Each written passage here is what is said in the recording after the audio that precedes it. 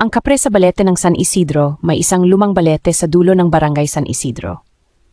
Sabi ng matatanda, huwag daw lalapitan iyon kapag gabi, lalo na kapag may naamoy kang usok ng tabako kahit walang tao.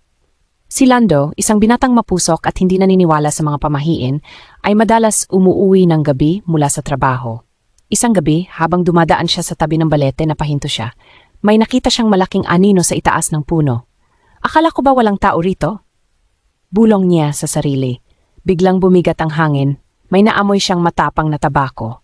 Mula sa dilim, may narinig siyang malalim na tawa, mabagal, mabigat at parang galing sa ilalim ng lupa. Hindi ka natatakot, tao? Isang tinig ang umalingaw-ngaw. Nang tumingala si Lando, nakita niya ang kapre, matangkad na parang post, may itim ang balat, pulang-pula ang mga mata, at may hawak na malaking tabako. Nakaupo ito sa sanga ng balete na parang upuang hari.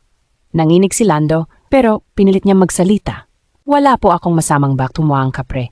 Mabuti, ang ayaw ko ay ang bastos at mapangwasak ng kalikasan.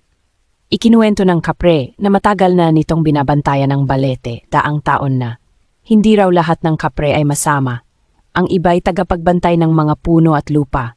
Bago mawala ang kapre sa usok, may iniabot ito kay Lando, isang maliit na kahoy na anting-anting. Hanggat nirerespeto mo ang kalikasan, hindi ka mawawala sa daan. Kinabukasan, wala na ang kapre. Pero ang balete ay tila mas luntian kaysa dati. At si Lando, simula noon siya na ang unang nagsasaway sa sinumang pumutol ng puno. Dahil minsan ang mga alamat ay hindi lang panakot, kundi paalala.